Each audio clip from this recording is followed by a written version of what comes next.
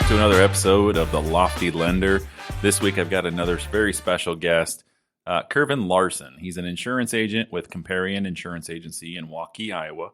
Curvin has a background in mortgage lending and banking. As a transplant to the state of Iowa, Curvin has established his roots in the Des Moines metro and has been active in local area chambers with an emphasis on young professional initiatives in the Des Moines metro.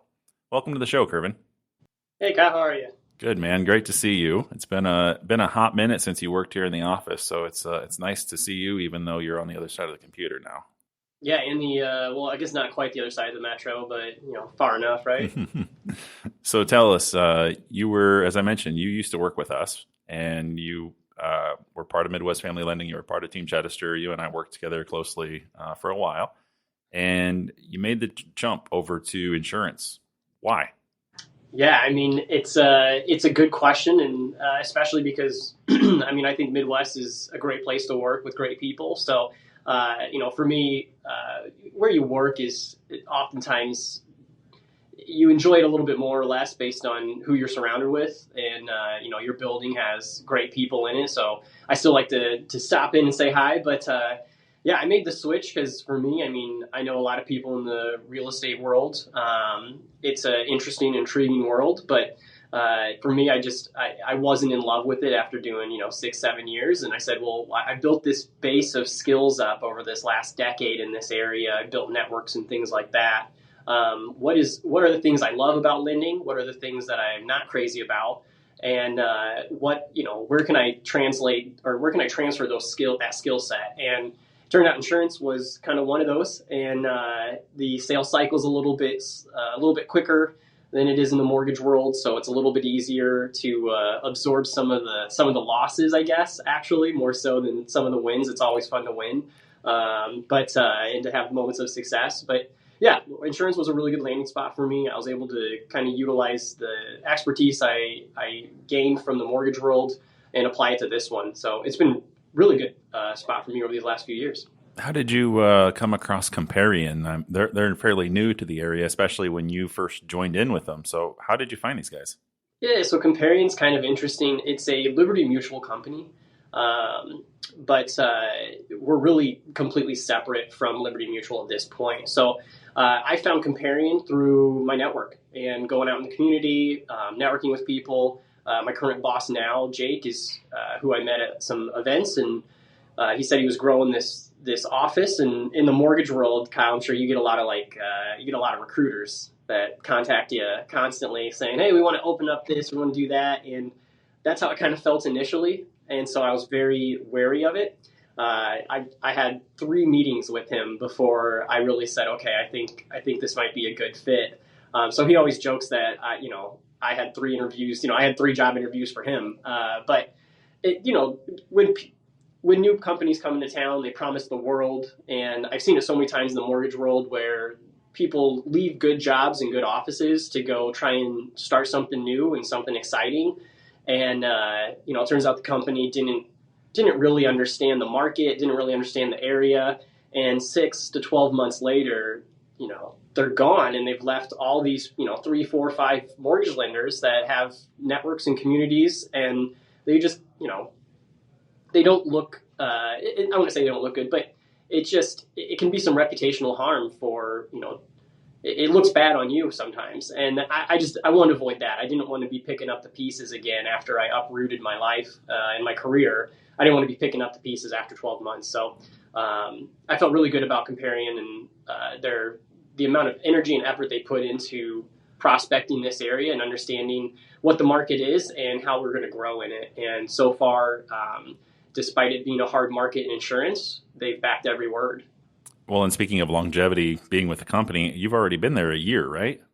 I've been here for about 18 months now. I'll hit 2 years here in August. Wow, man, it doesn't seem like you've been gone that long, but I guess since you've been gone. Right, it was quick. What's the most rewarding part of your job? Yeah, it's actually, and now that I'm starting to get through these the first renewal cycles, it's realizing that I actually get to have more conversations than I did in the mortgage world. I didn't expect that in this world. I get to have more touch points with the customer. I get to, connect with them again a year later, maybe 6 months later, depending on the situation.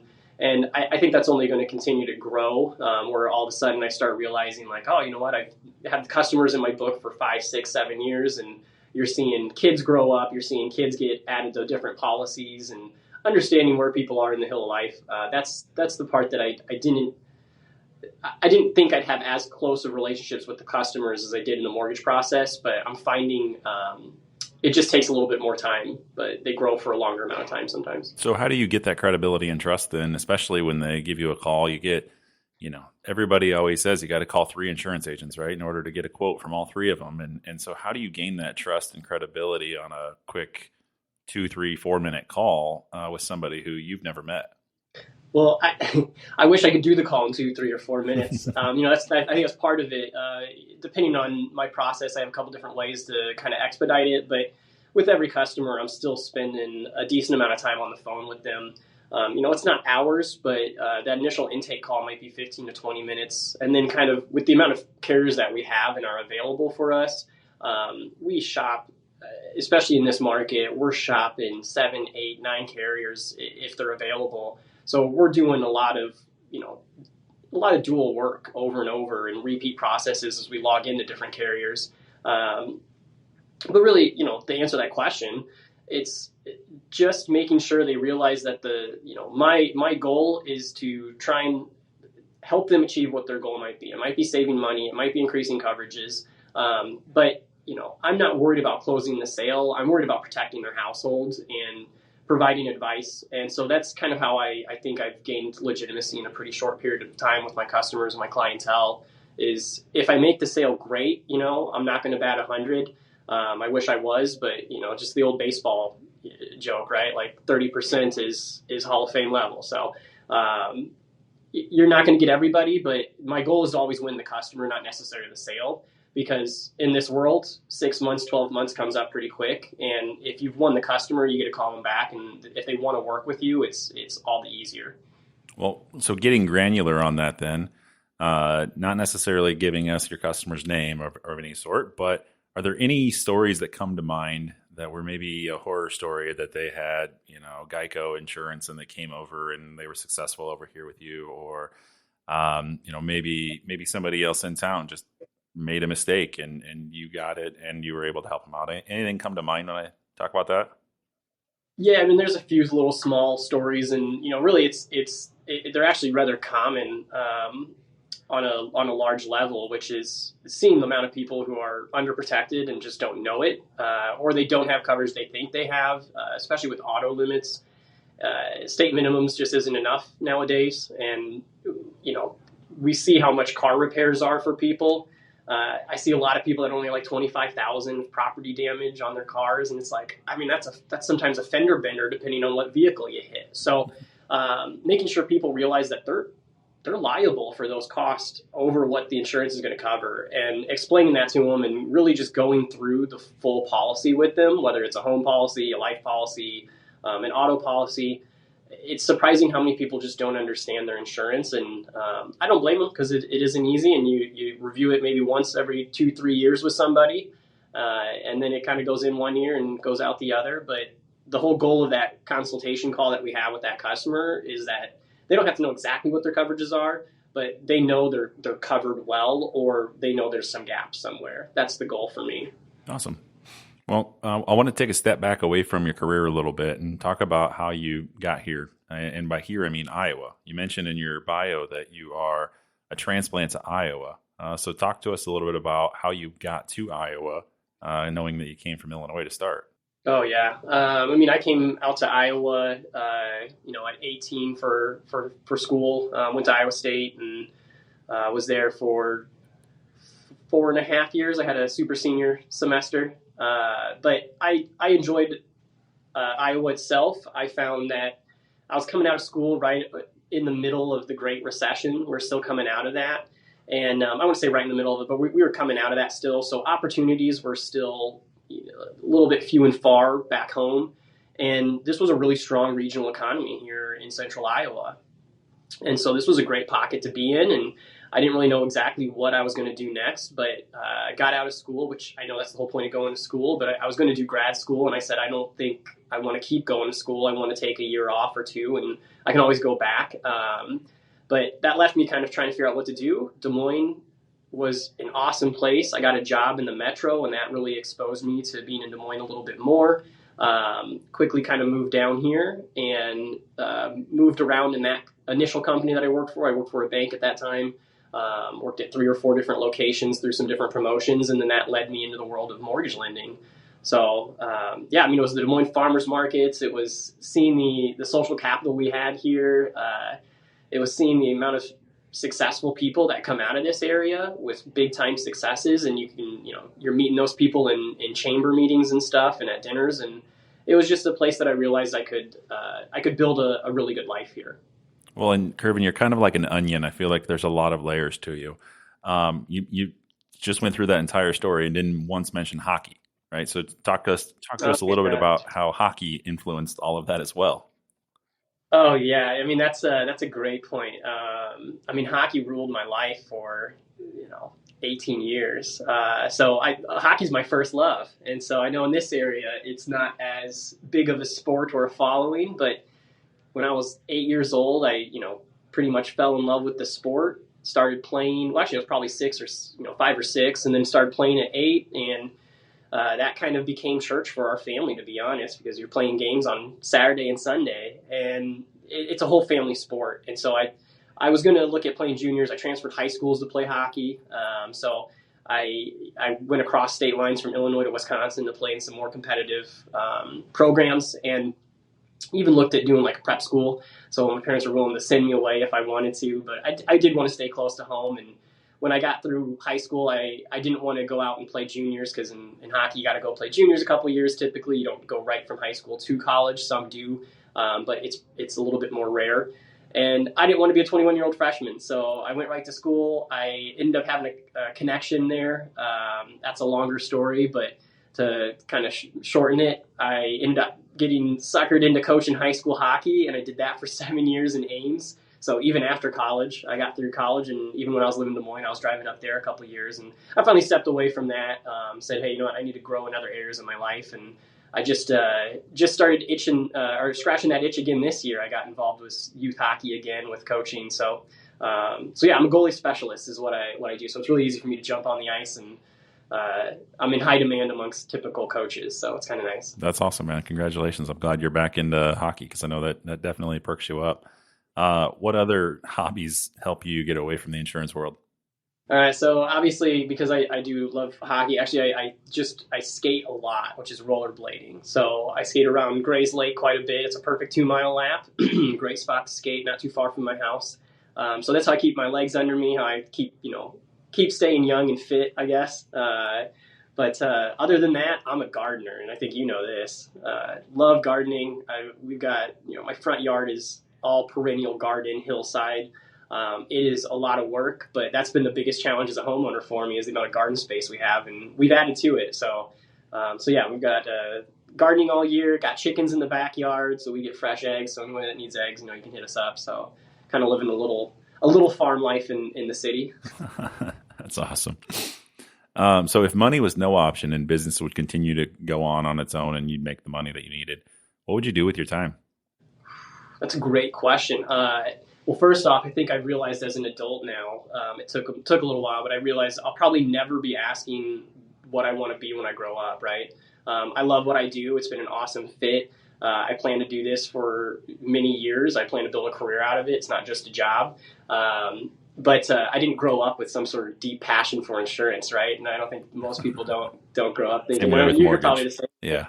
Did you grow up thinking you're gonna be a mortgage lender? Oh, you know it. Yeah. I actually went to school for mortgages. No, says no one ever. Yeah, right. So, yeah, I mean, if I could do just anything, I think it'd probably be starting some side hustles. But I have I have somewhat of a desire to work with my hands with stuff. And so if I could do anything, it might just be with gardening and landscaping.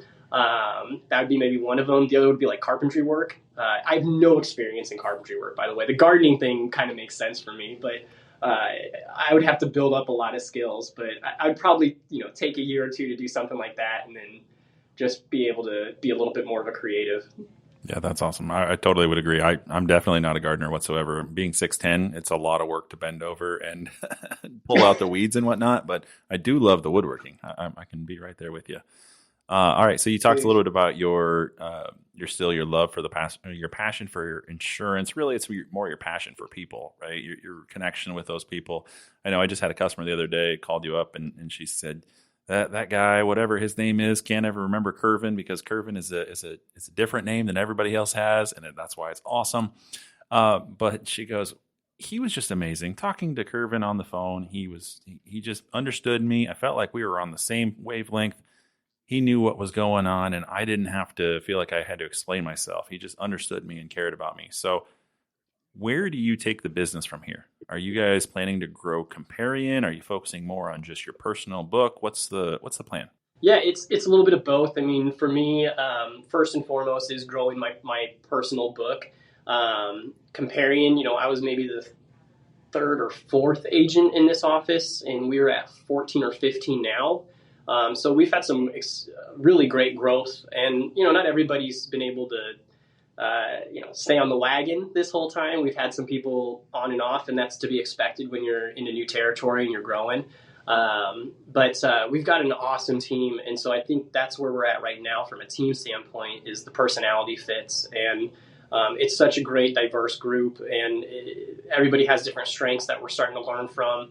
Being in the office, we didn't have an office for the first year that we were in town, so having an office where people are actually together and you're hearing how people communicate on the phone to their customers or different techniques is huge. But for me, going back to just my personal goals, yeah, it's growing my book right now. And it's perfecting my craft and understanding where my strengths are and what communities I can serve best and what demographics from the standpoint of where are those sources of business.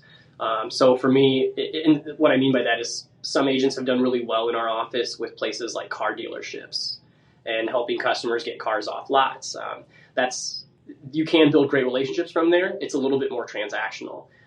If you're working in the real estate world, that's another popular area. You're talking about a little bit stronger relationships, a little bit fuller households, a little bit more greater needs overall. So for me, I want to grow in that area, and that's what I put a lot of my focus into, even though from an insurance standpoint right now, the market isn't really there for home coverage. It's a really challenging market to place people in. So we need more. I need more at bats to get the amount of hits, but overall, it's where I'm directing my focus because I know that market really well, and it's where I can benefit and add the most value to both customers and referral sources. How do you think AI is going to enhance your business going forward? Curious to see. For us, I think AI is going to certainly help in a lot of industries in places like marketing and being able to put together marketing materials and outreach.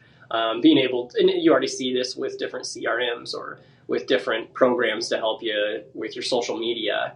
But I'm also just curious to see where AI helps us in our industry on a very macro level with underwriting, with risk assessment.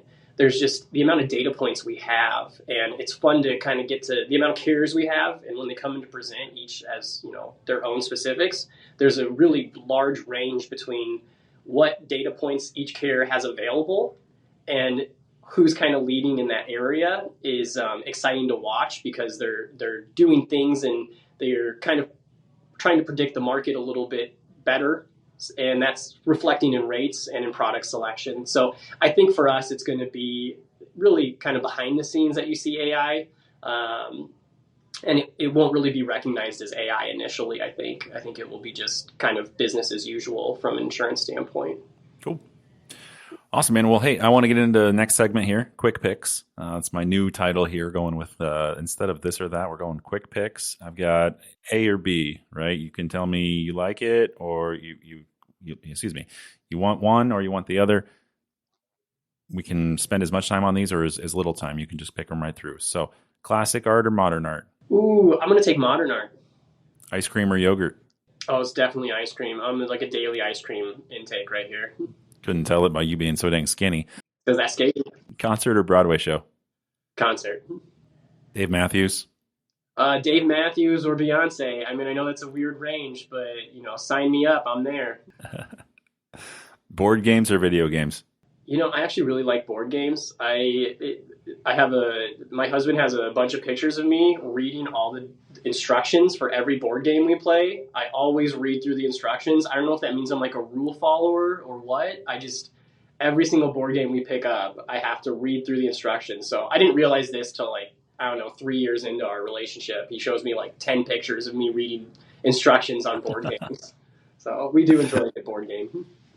I take pictures of my wife sleeping with her obnoxious faces that she makes, and your husband's taking pictures of you reading instructions. I'm sure that's more flattering than her sleeping.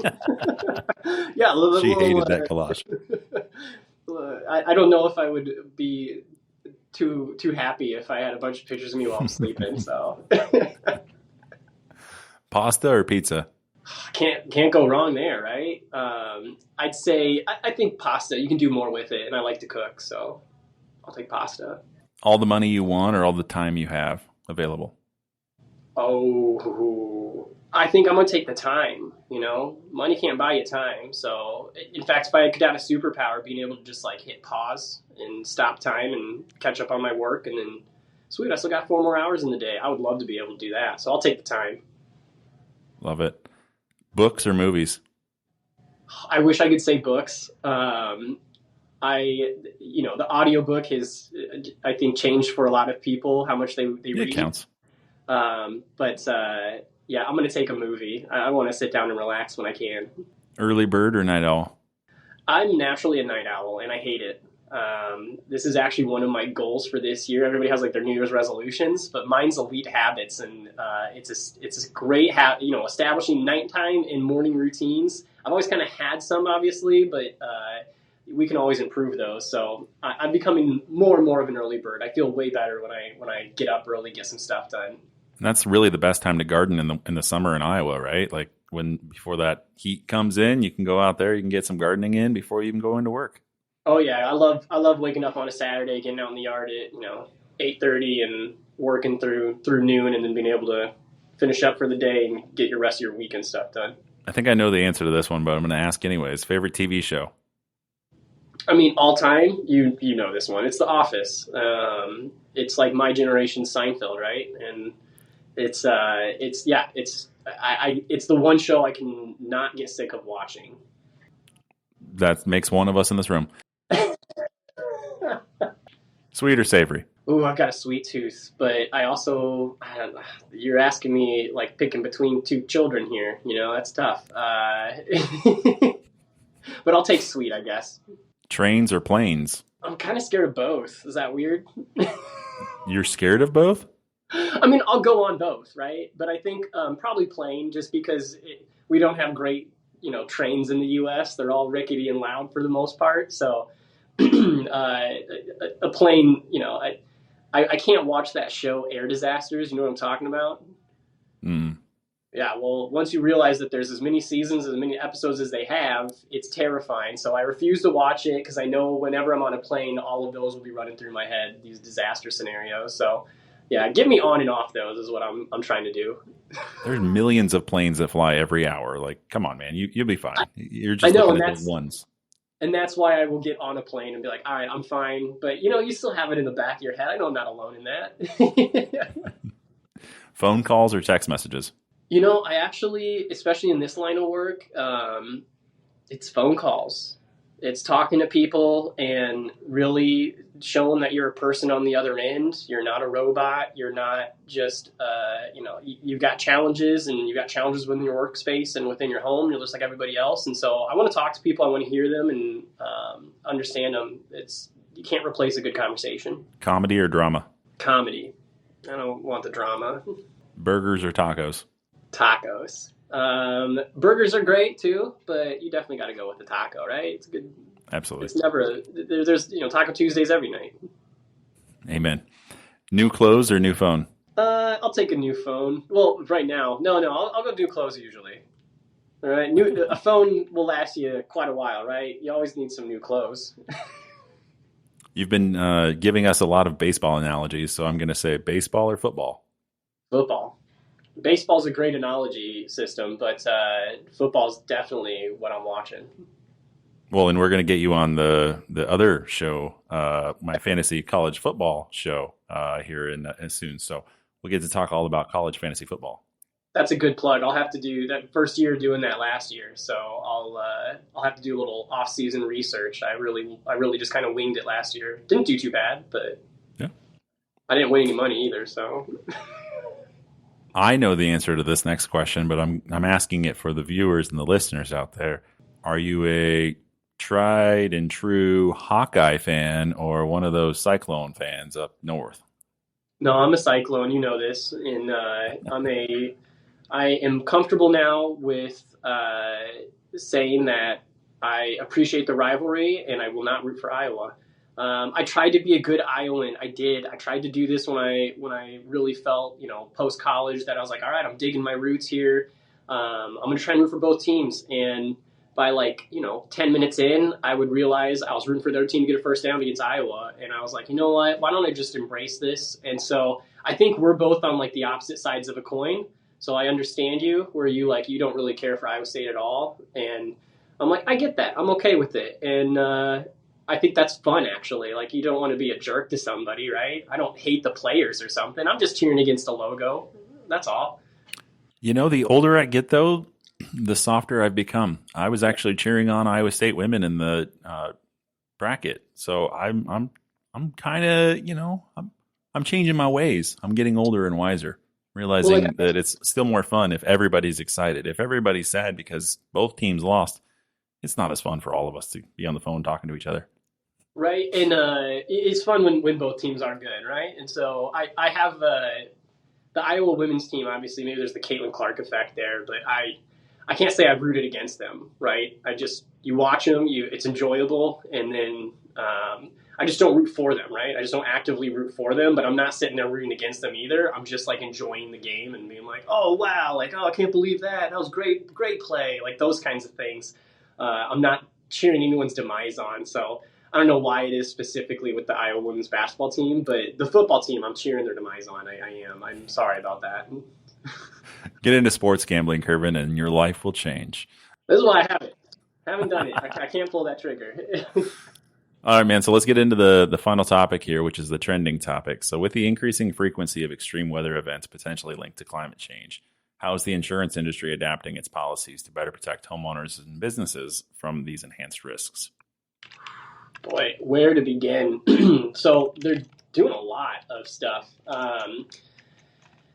And, just to go through the numbers, 2021, the P&C carriers experienced $5 billion in losses in 2021, which is pretty rough, right? 2022 though, it was 26 billion. So talking about fivefold. And then last year in 2023 it was 38 billion. So that's a 10-year high. So, carriers are already doing stuff to adjust.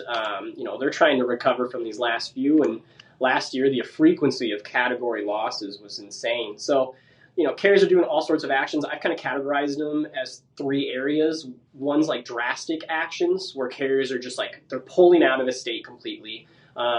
Iowa has seen a little of this. Here in Iowa, we're experiencing with a few carriers, not a ton, but states like Florida, California, they're really experiencing at a high level. Carriers are also they're eliminating certain lines, so they might not write motorcycles or RVs or specialty lines, or they might say, hey, we'll do auto in this area, but we won't do home anymore. And then they're also just doing freezes on new business, so they're saying we're going to pause in this state. We're not going to pull out of this state because that's some regulatory stuff, but we're going to pause. The next category is mitigating actions, and that's through increased premiums. So everyone's seeing that. In Iowa, we're experiencing 30% average increases on home premiums for 2023 and over 11% on auto.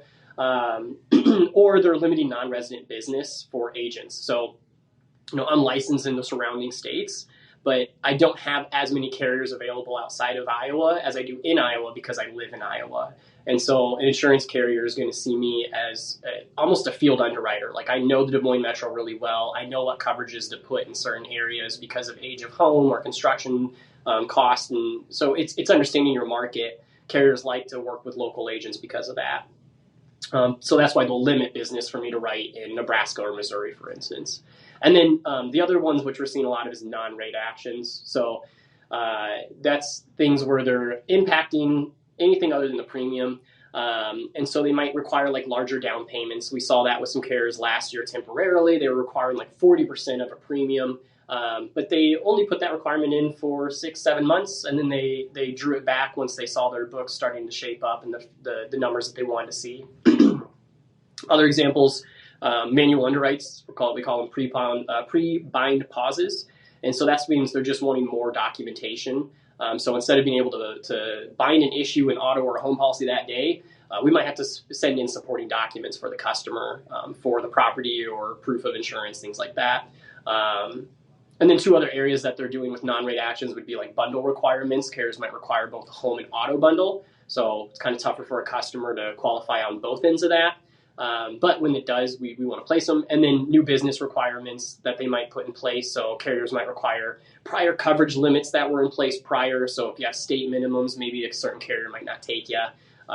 Or they'll kind of have requirements regarding your claims history, or they'll require higher deductibles. And that's something really everybody should be getting prepared for, to see really a minimum of like $1,500 for your deductible on your home coverage. It helps to have $1,000 deductibles on auto coverage right now. A lot of people want to have that $500, but with the cost of repairs going up to $1,000 will save you money, and you have to do a little bit out of pocket. So just having households try and prepare for that. And then wind and hail claims in Iowa is a real concern. And we're seeing a lot of carriers go to 1% wind and hail. And so that 1% is of your dwelling. So if your house is $350,000 home, and that's what the rebuild cost is on your insurance, you're going to have a $3,500 deductible if you have a wind or hail claim. So that's how they're trying to approach it. And we'll continue to see that. I think the days of $1,000 deductibles on home policies for wind or hail, or just all perils, I think those are going to be days of the past here over these next few years, unfortunately. Yeah, the climate change and everything that's happening has really definitely made an impact on the insurance world. But it's always fun to see how agents are attacking it and understanding how we can do better, how we can still make this affordable for people. Taxes are constantly going up. Insurance is always going up a little bit in the past, but it's never really been as exponential as it has here recently.